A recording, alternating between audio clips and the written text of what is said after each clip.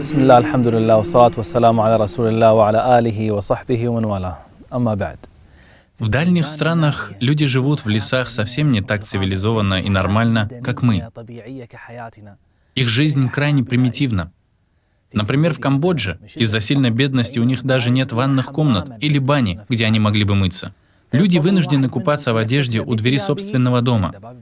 Когда мы посещаем эти селения, мы видим, что все их просьбы сводятся к вещам, которые для нас воспринимаются как нечто само собой разумеющееся в жизни. Они хотят потолок для дома, забор для кладбища. Некоторые из них мечтают о том, чтобы у них был, я извиняюсь, туалет. Когда однажды я разъезжал по пустыне Нигера, я увидел двух девочек. Они стояли рядом с деревом, и у них в руках были палки, которыми они били дерево.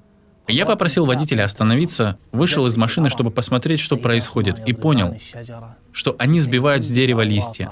Они собирают их в мешок, после чего едят эти листья. Ля иляха илlallah.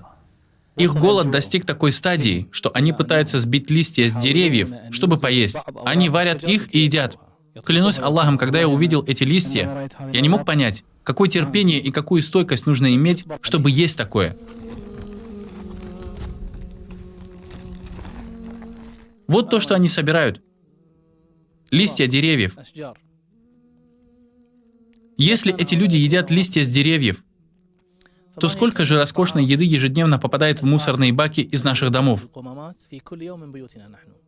И как вы думаете, если бы они нашли то, что мы выбросили, они стали бы это есть или нет? Если они едят даже древесные листья, то почему бы они не стали есть остатки нашей еды? Так пусть же побоятся Всевышнего Аллаха люди с излишками еды и питья, которые выкидывают ее и бросают, хотя бедняки нуждаются в ней.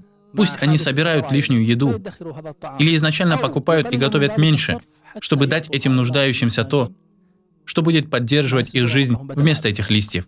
Где та еда, которую мы выкидываем в мусор? Где она? О, если бы мы ее отдали им.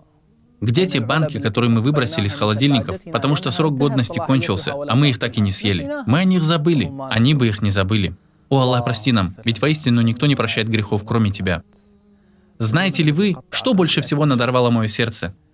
Мое сердце разрывалось, когда я задал ей вопрос, а она потупилась и начала смотреть вниз. Она отвечала крайне стыдливо, хотя, по идее, это мы должны испытывать стыд, а не она. Как дети живут на всем этом? У них нет никакой другой еды?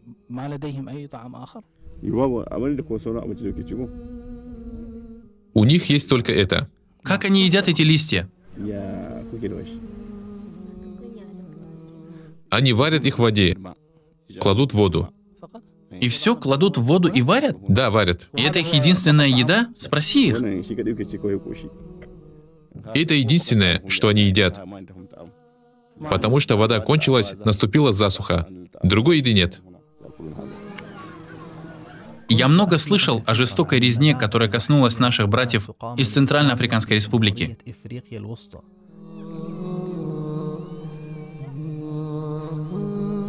Оставшиеся в живых после той резни отправились в Республику Чад.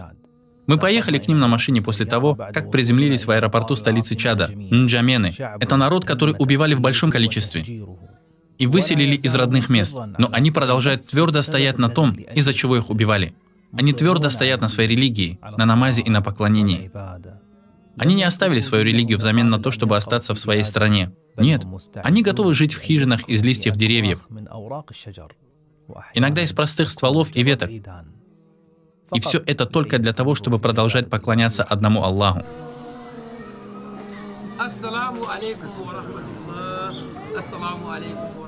Мы нашли ребенка, разум которого помутился, бедняга. Знаете ли вы почему? Его зверски ударили по голове, и нынешнее психическое расстройство является следствием того удара. Одни из самых грустных историй и тяжелых зрелищ, когда ты встречаешься с вдовами. У этой женщины убили мужа, и никто не смог забрать его тело и провести по нему заупокойный намаз. И мы провели по нему салятуль гайб, молитву за отсутствующего.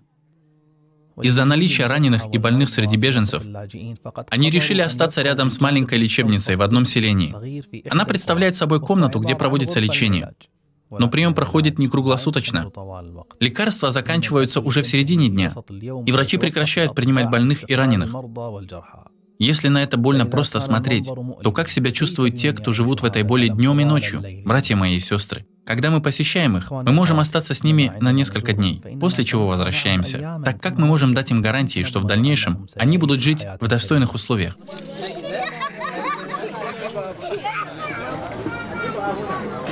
Мы связались с соответствующими органами и договорились о том, что им предоставить швейные машинки, на которых смогли бы работать женщины-беженцев, и продавать одежду в деревнях и городах Чада, чтобы это был их доход. Особенно если учесть, что сейчас они целый день никак не работают.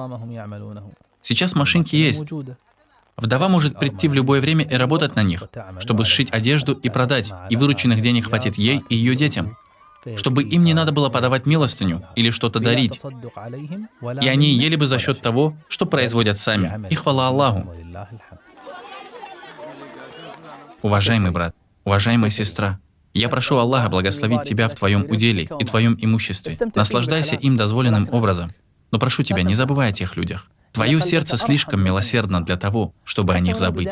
Даже если ты просто будешь делать за них дуа, и Аллах ответит нам, тогда они получат пользу от нашего дуа, даже если им не помогут наши дирхемы. Я знаю, что сейчас ты чувствуешь милосердие и сострадание к своим братьям и сестрам. Тебе горько за них. Видишь эти чувства? Я путешествовал и показал тебе все это для того, чтобы возбудить такие чувства в твоей груди. Потому что к вещам, которые Всевышний Аллах любит видеть в твоем сердце, относится то, что ты чувствуешь сейчас. До такой степени, что пророк, да благословит его Аллах и приветствует, сказал: «Милостивых помилует милостивый. Будьте милосердны к тем, кто на земле, и к вам будет милостив тот, кто на небесах». О Аллах, мы просим Твоей милости к Твоим рабам, наш Господь, Создатель наш, дающий нам средства к существованию, наш Покровитель. Нет во Вселенной другого Бога, кроме Тебя. К Тебе обращаемся с мольбами. И не существует другого Господа, кроме Тебя. И к Тебе обращаем все наши просьбы. Мы молим Тебя о Твоей милости. Не доверяй нас душам нашим ни на мгновение или на меньший срок. Мы просим Тебя о милости, которая избавит нас от нужды в милости кого-либо другого помимо Тебя. О Аллах, помилуй своих слабых рабов. О Аллах, избавь их от нужды.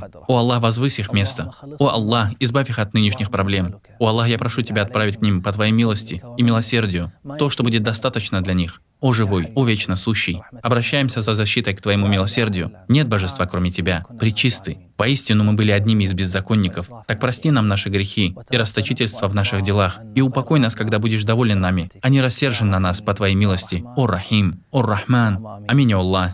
И хвала Аллаху, Господу миров.